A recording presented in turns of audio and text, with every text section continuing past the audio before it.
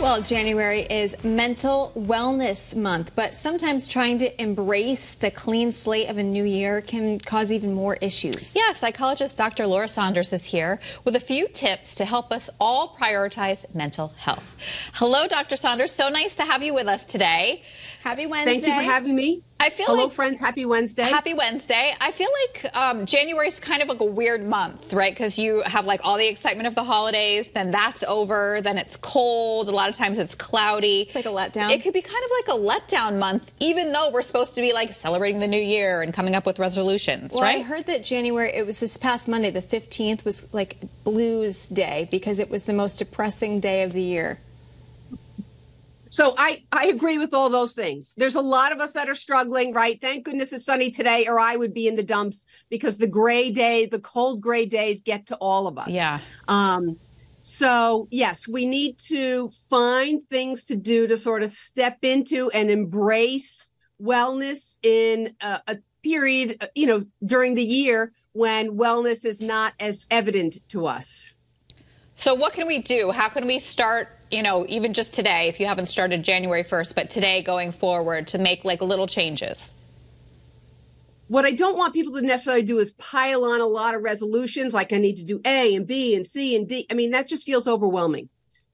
What we can do, one thing that we can do is start by carving out a little time for ourselves. It could be kind of pausing in the moment, taking some deep breaths, doing things to sort of ground and center ourselves. I mean, we don't have to do an hour of meditation a day, but let's start with a couple minutes of sitting, looking outside, taking some deep breaths, and really kind of grounding ourselves, giving ourselves a couple minutes, even if a couple minutes of emotional quiet.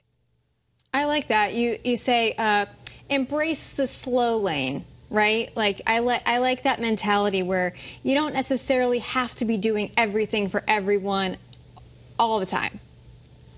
Right. So many of us have different roles. Like we have our careers or our jobs. We're parents, we're partners, we're spouses, we're spouses, we're siblings, we're all these things. And sometimes it's just like, I just need to be me right now. I just need to spend a few minutes to focus on myself and what's going to be helpful. And that's part of reconnecting with yourself. The more we can reconnect with ourselves, what's important to me? What do I need today? That's a really important question to ask. Yeah, I like that. Listen to your body, what you need. Like for me, what you just said, when it's cloudy for a bunch of days in a row, I find myself getting really down. Like today, driving into work with the sunshine against the snow, I instantly felt a little bit better. So bright. Right. And what's beautiful about that, Melissa, it's about knowing yourself, right? Too many gray days or too many rainy, very cold days in a row, I start to stumble a little bit. So I know that I need to then, even in those gray days, maybe I need to get outside. Maybe I need to do something, have something to look forward to. So it's knowing yourself and knowing what helps you and what works for you. Well, Dr. Saunders, knowing yourself, but also kind of countering that negative self-talk, right? Because when you get into your own head and get into a negative space, that can be detrimental, right? Yes. And this is my mantra for 2024, challenging negative self-talk. The more we put ourselves down, denigrate ourselves, the more we do that to ourselves, things that we don't do to other people. I would never say those things, sometimes the things that we say to ourselves, you would never say to your friend or your spouse or your loved one. You would never say those things. Stop saying them to yourself, because all they do to serve is create a mindset where you start to believe those things. 100%. That's actually a really good way to think about it. If you would not say that to somebody else, if you wouldn't say that to your friend or your loved one, don't say it to yourself. Don't say it to yourself. And it's hard to do that though, right? Because Exactly. we're just automatically doing that to ourselves. Because we're our own worst critics most of the time, right? Yes, we are. All right, so when is it time for you or maybe a loved one that you're noticing isn't doing so well, when is it time to seek actual help? Anyone can have a bad day.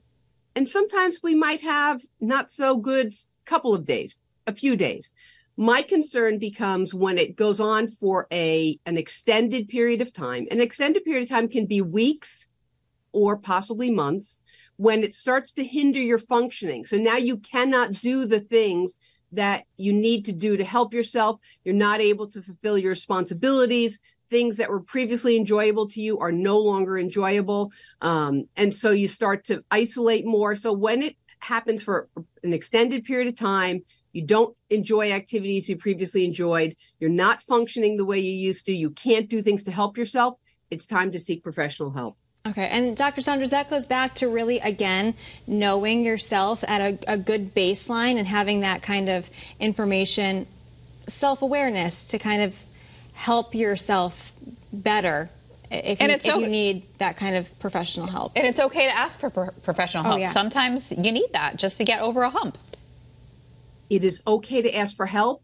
At the different points, we all need some help. So it's okay to ask for help. It's okay to admit that you might have depression, or you might be struggling with feeling down, or you might have anxiety. We need to talk about these things openly. We need to say it's okay to be in therapy. I've been in therapy many times. Going into therapy is a way to say, I need a reset, and it's okay to ask for help. I love it. That. Me too. Thank you so much. Have a great day. Have a great day. Thanks, Dr. Saunders. Good tip.